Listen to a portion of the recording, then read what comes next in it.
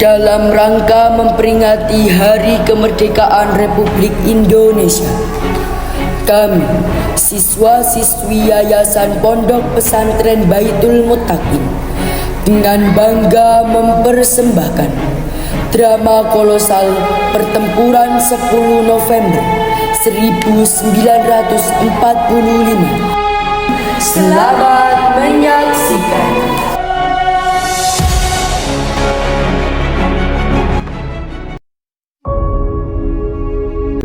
Bumi Nusantara yang subur, gemah ripah loh jinawi, dengan sumber daya alamnya membuat bangsa-bangsa lain tergiur untuk memiliki dan menguasainya.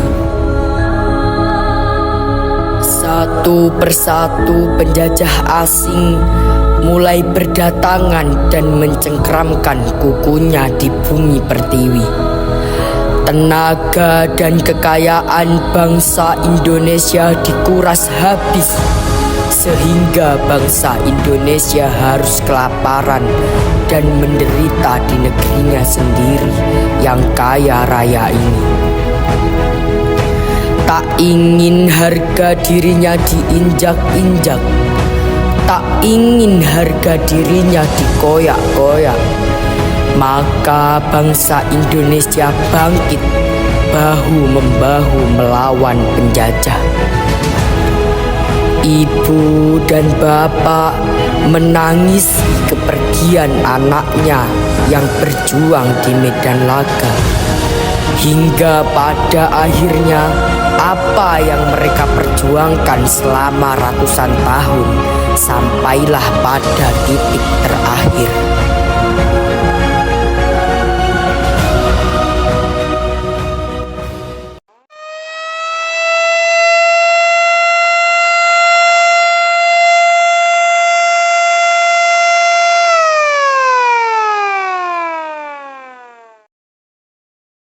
Proklamasi. Kami, bangsa Indonesia, dengan ini menyatakan kemerdekaan Indonesia. Hal-hal yang mengenai pemindahan kekuasaan dan lain-lain diselenggarakan dengan cara saksama dan dalam tempo yang sesingkat-singkatnya. Jakarta, 17 Agustus 1945, atas nama bangsa Indonesia, Soekarno Hatta.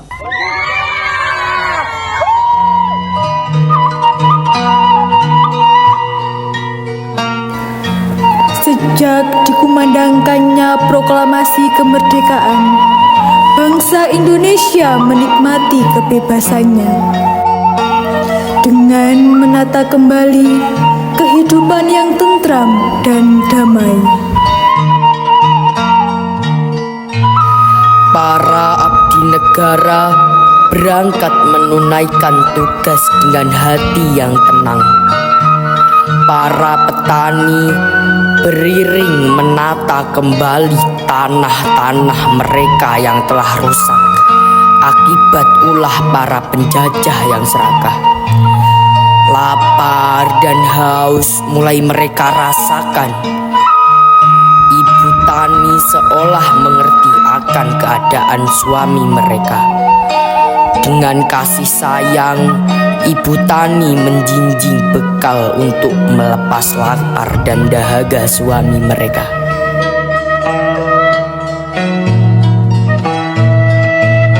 Anak-anak pun kini kembali menemukan dunianya.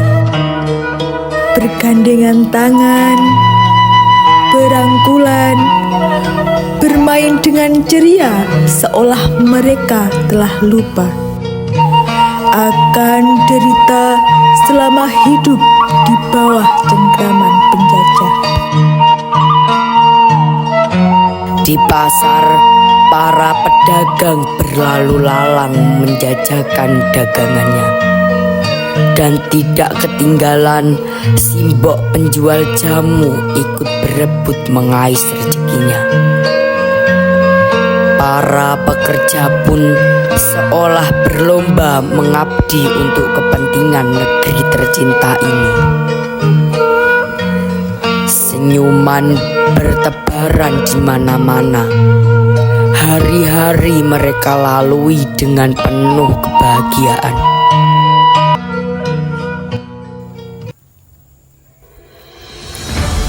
Bagaikan mimpi di siang bolong, kedamaian dan ketentraman hidup yang dirasakan bangsa Indonesia harus kembali terusik oleh kedatangan tentara sekutu yang ternyata juga diboncengi oleh Nica, yang bermaksud mengembalikan kekuasaan Belanda di Indonesia.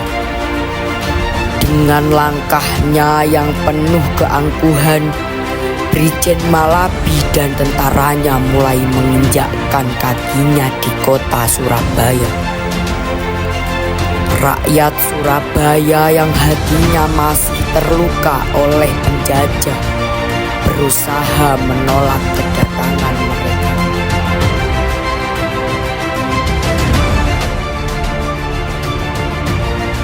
Gubernur Suryo sebagai pimpinan di Jawa Timur kemudian mengadakan pertemuan dengan pemimpin sekutu Brigjen Malabi. Hingga akhirnya melalui perdebatan disepakati sekutu boleh memasuki kota Surabaya asalkan mau menepati janjinya hanya untuk melucuti tentara Jepang.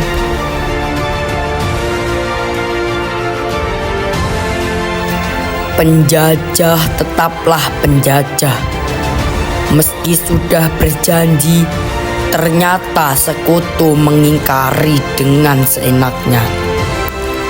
Sekutu dan Nica menyerbu penjara Kalisosok dan membebaskan orang-orang Belanda yang ditawan Jepang, kemudian mempersenjatakannya. Di seluruh kota Surabaya yang isinya mempertahankan rakyat Surabaya untuk menyerahkan senjata. Rakyat Surabaya dan para santri di seluruh wilayah Jawa Timur bangkit, bahu-membahu melawan sekutu.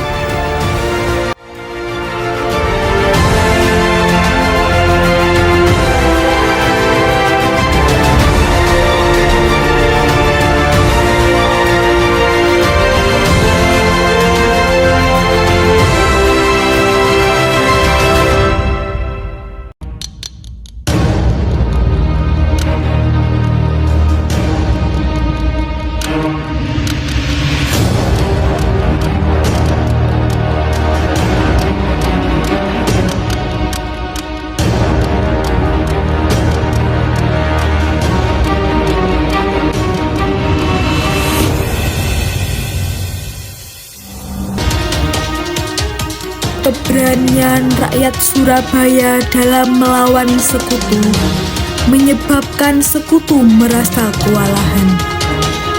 Sehingga Brigjen Malabi mendatangkan Presiden Soekarno dari Jakarta pada tanggal 30 Oktober 1945. Di saat perundingan telah berlangsung, sore harinya tanggal 30 Oktober terjadi insiden Jembatan Merah. Para pemuda Surabaya meminta Brigjen Malabi untuk menyerah. Tapi pihak sekutu menolak, sehingga terjadilah pertempuran sengit di Jembatan Merah.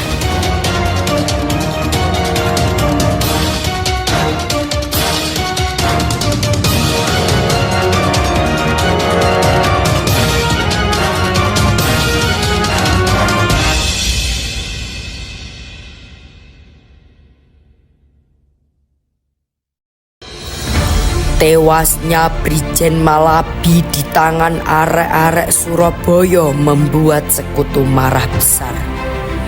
Jenderal terbaiknya meregang nyawa di ujung bambu runcing, menyebabkan sekutu malu dan tidak bisa lagi menahan kemarahannya.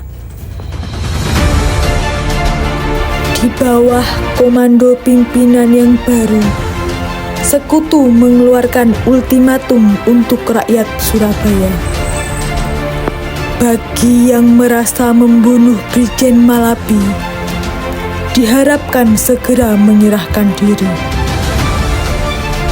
Jika sampai jam 6 pagi tanggal 10 November 1945 rakyat tidak menghadap ke posko, maka Surabaya akan dibumi hanguskan dari darat, laut, dan udara.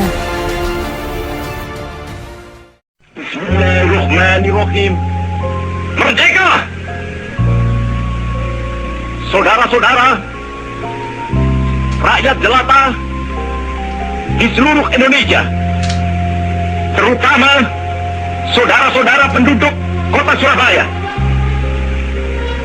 kita semuanya telah mengetahui bahwa hari ini tentara Inggris telah menyebarkan pamflet-pamflet yang memberikan suatu ancaman kepada kita semua. Kita diwajibkan untuk dalam waktu yang mereka tentukan menyerahkan senjata-senjata yang telah kita rebut dari tangannya tentara Jepang. Mereka telah minta supaya kita datang pada mereka itu dengan mengangkat tangan. Saudara-saudara rakyat Surabaya, siaplah keadaan genting. Tetapi saya peringatkan sekali lagi, jangan mulai menembak. Baru kalau kita ditembak, maka kita akan ganti menyerang mereka itu. Kita tunjukkan bahwa kita ini adalah benar-benar orang yang ingin merdeka. Dan untuk kita, saudara-saudara, lebih baik kita hancur daripada tidak merdeka. Sebelum kita tetap merdeka atau mati. Dan kita yakin, saudara-saudara, pada akhirnya pastilah kemenangan akan jatuh ke tangan kita. Sebab Allah selalu berada di pihak yang benar. Percayalah, saudara-saudara, Tuhan akan melindungi kita sekalian. Allahu Akbar, Allahu Akbar, Allahu Akbar. Merdeka! Detik-detik yang terus ditunggu sekutu tak jua menunjukkan titik terang. Hingga batas waktu ultimatum sekutu, tak satu pun arek-arek Surabaya yang datang menghadap ke posko sekutu, apalagi sampai menyerahkan senjatanya. Gendang perang sudah ditabuh, ultimatum sekutu tak dihiraukan rakyat Surabaya, menyebabkan sekutu benar-benar membuktikan ancamannya.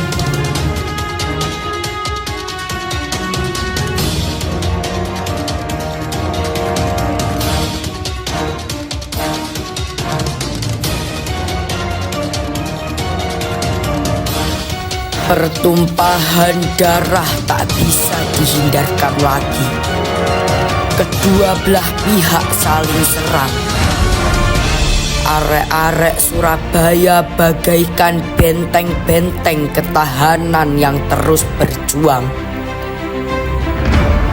Korban kedua belah pihak mulai berjatuhan. Keberanian dan jiwa juang arek-arek Surabaya yang telah memakan banyak korban, dan akhirnya diperingati sebagai Hari Pahlawan 10 November.